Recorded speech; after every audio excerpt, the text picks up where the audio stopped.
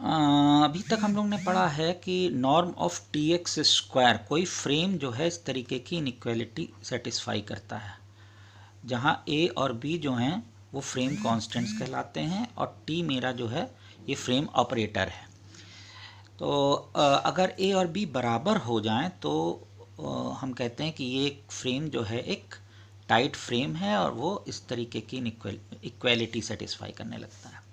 इस पर हम लोग ने एक एग्जाम्पल किया है जहां हमने शो किया है कि ए जे अगर हमारा कोई फ्रेम है जहां W जो है वो e⁻² है और यहाँ J जो है वेरी कर रहा है 0 से r-1 तक और r मेरा 2 से बड़ा है, then AJ forms a tight frame. मतलब हमको इस तरीके की एक इनइक्वालिटी चाहिए, इस तरीके की। तो पहले तो हम टी एक्स निकालें कि क्या है, तब हम इस तरीके की चीज़ लिख पाएंगे। तो और एक्स जो है वो मेरा 2 डायमेंशनल ये है कॉम्प्लेक्स प्लेन। तो एक्स अगर हम कोई एलिमेंट एक्स में लेते हैं तो it can be written as x1 x2, ठीक है। तो अगर हम इसका नॉर्म देखें तो नॉर्म क्या होता है, norm of that is sigma xi's square. तो जितने एक्साइज हैं उनके मॉड का square, that is mod of x1 square plus mod of x2 square. तो हमको ये शो करना है कि norm of T x square जो है, norm of T x square जो है that is some constant times norm of x square, ये हम लोग शो करना चाहते हैं। तो बेसिकली हमको टी एक्स निकालना है कि ये क्या है टी एक्स। हम जानते हैं कि टी एक्स जो है it is given by sigma J is equal to 0 to r-1 inner product of X A J E J, ये हमने कैलकुलेट किया था। ये फार्मूला टी एक्स का है, ये वी ऑलरेडी नो, जहाँ ई हमारे बेसिस है। तो हमको norm of T x square लिखना है। Norm of T x square इसका मतलब हम ये लिखना चाहते हैं कि the inner product of T X, ये क्या हो जाएगा, ये हो जाएगा sigma J is equal to 0 to r-1 X A J E J, और आप लिख लीजिए सिग्मा 2 है ना, तो दूसरा सम लिख लीजिए r-1 एक्स ए के ई के। तो ये एक तरीके से आप लिख सकते हैं sigma X A J is equal to 0 to r-1 और sigma K is equal to 0 to r-1 X A K bar. और यहाँ आपका जो बचेगा वो बचेगा ई जे ई के, और ई जे ई के हम जानते हैं कि ये ऑर्थोगोनल है, दिस इज डेल्टा जे के। तो जे जब के बराबर है तब तो ये 1 है, अदरवाइज 0 है। तो के की एक वैल्यू के लिए ये वैल्यू दे देगा, अदरवाइज सब 0 हो जाएंगे। तो ये बच जाएगा आपका sigma J is equal to 0 to r-1 X A J bar. तो अब हमारा काम रह गया कि हम इसको कैलकुलेट कर लें। तो एक्स ए जे क्या है, ये एक इनर प्रोडक्ट है ना। एक्स ए जे क्या हो जाएगा, एक्स मेरा जो है ये x1 x2 है और ए जे जो है वो ये गिवन है डब्ल्यू जे बार। तो और x मेरा ये है, तो इसका मतलब हमारा इनर प्रोडक्ट क्योंकि डिफाइंड है एक्स आई वाई आई बार, मतलब x1 इंटू इसके फर्स्ट से और x2 इंटू इसके सेकेंड से। तो ये मेरा इनर प्रोडक्ट हो जाएगा। तो दिस इनर प्रोडक्ट इज 1/√2। अच्छा 1/√2 हम लिखना भूल गए यहाँ पे, दिस इज 1/√2। ए जे में 1/√2 भी लगा हुआ है, दिस आई मिस्ड। तो 1/√2 टाइम्स इसका प्रोडक्ट लिख लीजिए। तो 1/√2 x1 ये होता है inner product of X Y is sigma X I Y I bar. तो फर्स्ट एलिमेंट इंटू सेकेंड का bar that is W J bar plus x2 into W J bar का bar that will be W conjugate का conjugate वो W J खुद हो जाएगा, W J के बार का बार दैट इज डब्ल्यू। तो इसलिए ये इस तरीके से हो जाएगा। और similarly x A J bar जो है ये हो जाएगा 1/√2 इसके conjugate that is x1 bar W J plus x2 bar W J bar, और इनका प्रोडक्ट लिख दीजिए बस। तो X A J into X A J bar ये क्या हो जाएगा, ये इसका प्रोडक्ट ले रहे हैं तो 1/2 तो ये बाहर आ जाएगा। इसके सारे एलिमेंट्स लिखे दे रहे हैं x1 bar W J plus x2 bar W bar square plus x1 bar W जे square plus x2 bar x2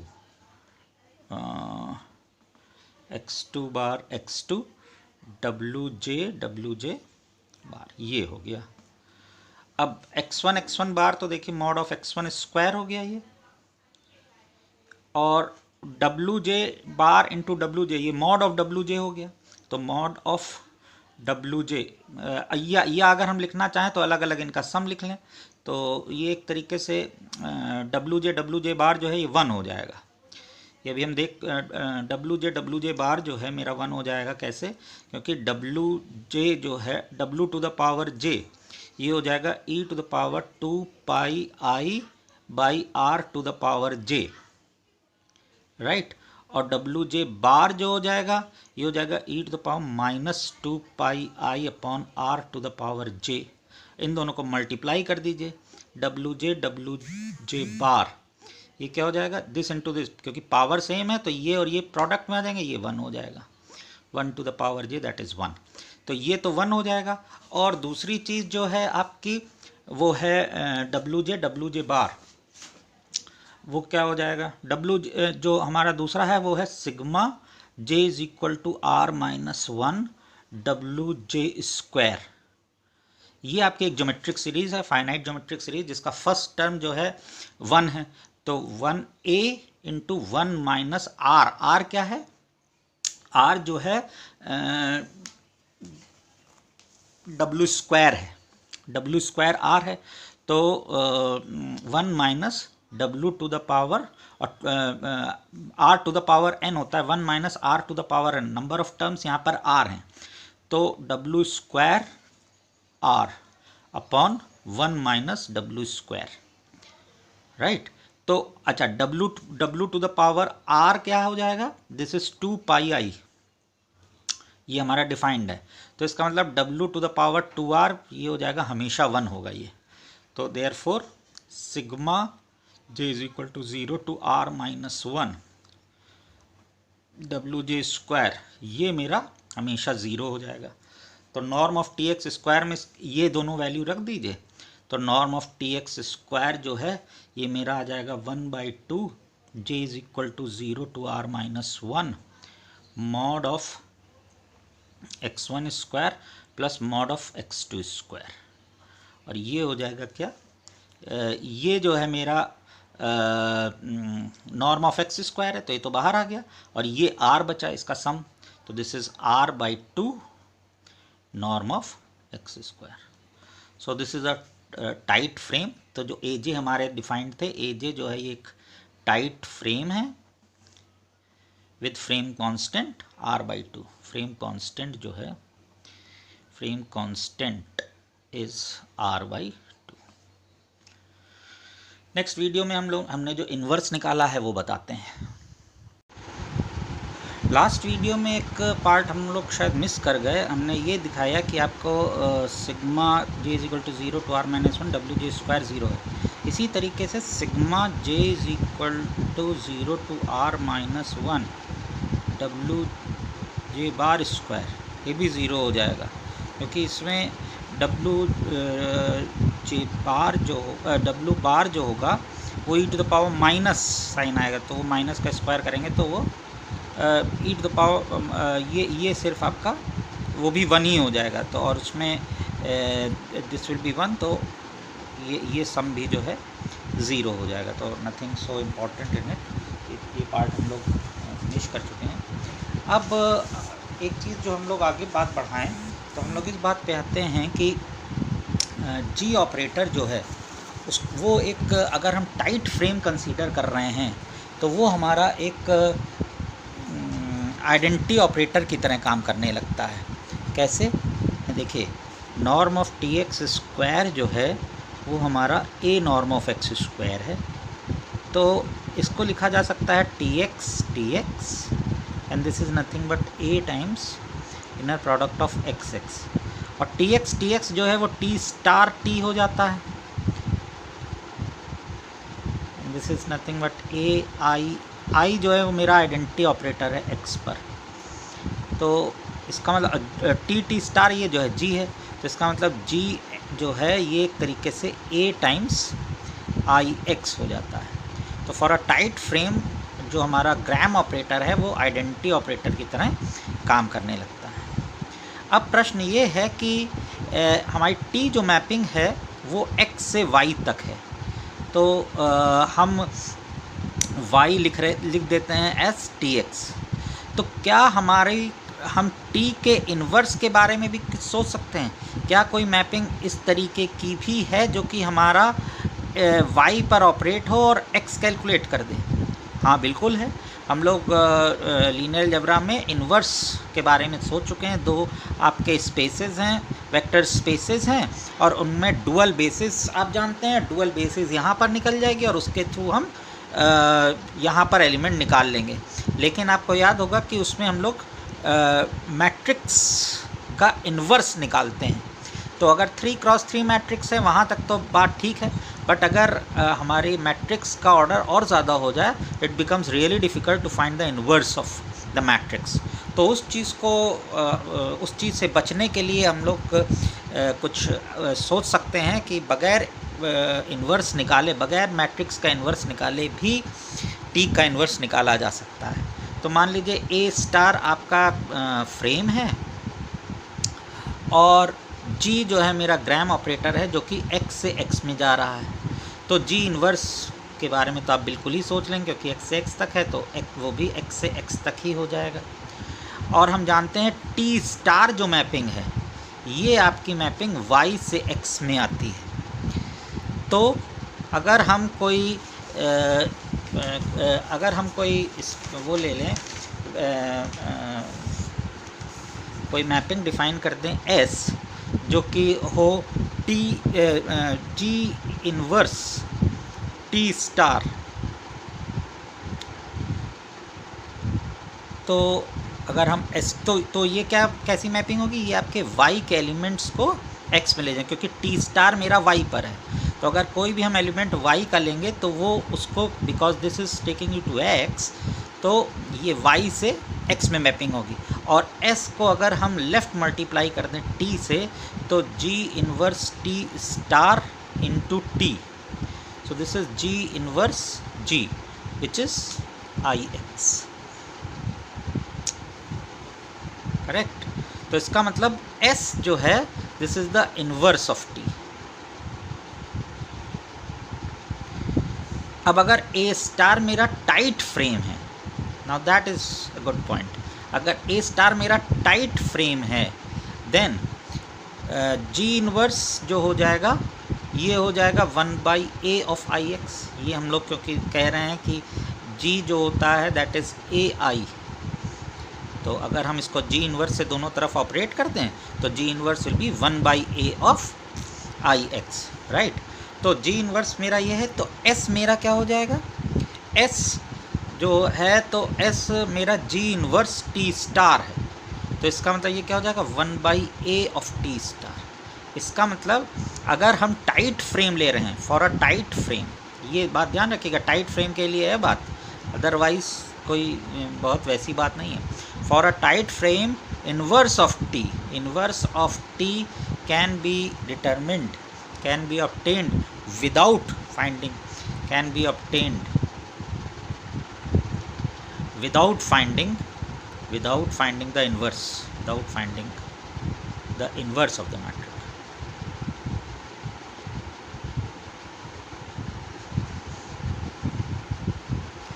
right. अब इसके बाद हम लोग एक थ्योरम और प्रूफ करेंगे जिसमें हम ऑर्थोगोनल प्रोजेक्शन की बात करने जा रहे हैं। तो थ्योरम कहती ये है कि अगर P जो कि डिफाइंड है S T into S, T हमारा फ्रेम ऑपरेटर है और S जो है मतलब ये राइट मल्टीपल आ गया, लेफ़्ट जो है S मेरा इसका लेफ़्ट इन्वर्स है एक्चुअली, S जो है that is the left inverse of T। तो अगर हम इसको राइट में मल्टीप्लाई कर दें तो तब क्या होगा, then TS is the orthogonal projection of Y into the image of T into the image space, onto ही कहिए ज़्यादा बेहतर है, the image space of T, that is U which is image space of T। इसका proof हम next video में भेजेंगे। तो इस थ्योरम की प्रूफ में पहले तो ये इनटू रखिए, ऑनटू ना करिए, इसको इनटू ज़्यादा सही है, क्योंकि ऑनटू में y और x बराबर होने लगेंगे, y और u आपके बराबर होने लगेंगे, जो कि थोड़ा सा दिक्कत है। चलिए तो प्रूफ, तो हम मान लेते हैं PU जो है, हम PU से डिनोट कर देते हैं ऑर्थोगोनल प्रोजेक्शन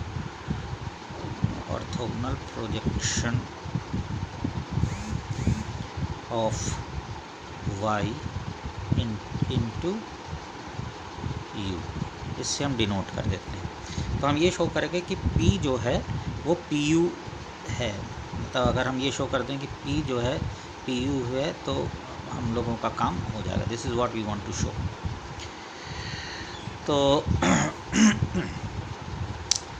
अब U जो कि आपका क्लोज्ड सबस्पेस है, it is a closed subspace of Y, तो हम ये जानते हैं, और Y एक हिल्बर्ट स्पेस है, तो हम जानते हैं कि अगर Y कोई भी मतलब U कोई भी क्लोज सबस्पेस है किसी हिल्बर्ट स्पेस का, तो वो हिल्बर्ट स्पेस इसके डायरेक्ट सम में लिखा जा सकता है, कैन ऑलवेज बी। ये हम लोग ने एक थ्योरम पढ़ी है MSc में।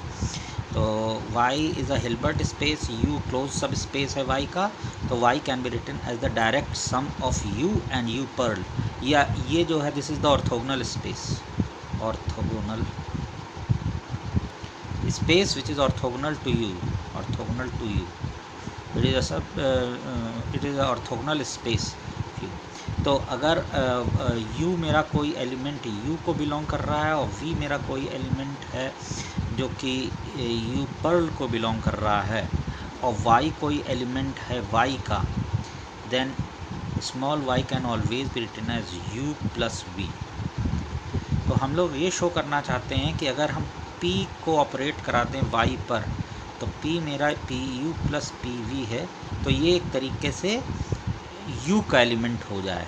तो अगर ये U का एलिमेंट मतलब ये U का एलिमेंट कह रहे हैं, U के बराबर हो जाए, स्मॉल u के बराबर, तो मेरा काम चल सकता है। इसका मतलब हम इनकी वैल्यू और इनकी वैल्यू निकाल लें। तो मान लीजिए कि क्योंकि U आपका U को बिलोंग कर रहा है, इसका मतलब कैपिटल U जो है इमेज स्पेस है, तो there exists x in x such that U is equal to dx, और ये आपका कैपिटल U को बिलोंग करता है। तो कैपिटल U को बिलोंग करता है, इसका मतलब P अगर हम U पे ऑपरेट कराएं तो क्या हो जाएगा, P ऑफ TX, है ना। और P को हम जो मान के चल रहे हैं दैट इज TX, और TS जो है that is the left inverse of T। इसका मतलब ये आपका आइडेंटिटी हो गया। सो दिस इज TI या TX, इसको हम लोग डायरेक्ट लिख सकते हैं। तो ये U के बराबर हो गया आपका, है ना। PU जो है वो U के बराबर हो गया। और इसी तरीके से अगर हम PV के बारे में सोचो, एंड सिंस V जो है आपका U ऑर्थोगोनल को बिलोंग कर रहा है, सो अगर हम किसी भी X का T स्टार V के साथ इनर प्रोडक्ट ले लें तो इट इज़ TXV। TX जो एलिमेंट है ये मेरा U का है, और V एलिमेंट जो है U ऑर्थोगोनल का है। तो क्योंकि ये आपस में ऑर्थोगोनल हैं तो इसका इनर प्रोडक्ट जो है वो ज़ीरो हो जाएगा for all X and V। X जो है आपका कैपिटल X को बिलोंग कर रहा है, और V आपका U ऑर्थोगोनल को बिलोंग कर रहा है। तो इसका मतलब क्या हो गया, this implies T star V जो है वो ज़ीरो हो गया, और T स्टार V ज़ीरो हो गया for all V belonging to U ऑर्थोगोनल, करेक्ट। तो इसका मतलब PV की वैल्यू क्या हो गई, PV की वैल्यू क्या हो गई, that is TS on V, that is T तो यूँ ही रहा, S जो है वो है G inverse T star V, और क्योंकि T स्टार V ज़ीरो है इसलिए ये सब ज़ीरो हो जाएगा, this is all zero. So therefore PY जो हम लोग लिख रहे थे, जो कि PU प्लस PV था, ये हो जाएगा PV तो आपका ज़ीरो, दिस इज़ PU, और ये खुद U है जो कि आपका PU ऑफ Y है फॉर ऑल Y इन। सो इसका मतलब this implies P is an ortho, क्योंकि ये ऑर्थोगोनल प्रोजेक्शन आपने ले रखा है ऑफ U ऑन Y, तो I am sorry of Y into U, तो P विल बी, क्योंकि ये ऑर्थोगोनल है इसलिए P भी आपका ऑर्थोगोनल प्रोजेक्शन हो जाएगा। P is an orthogonal projection of Y into E, which proves the theorem. ठीक है, अब हम लोग बात करेंगे डुअल स्पेस की, वो नेक्स्ट वीडियो में करेंगे।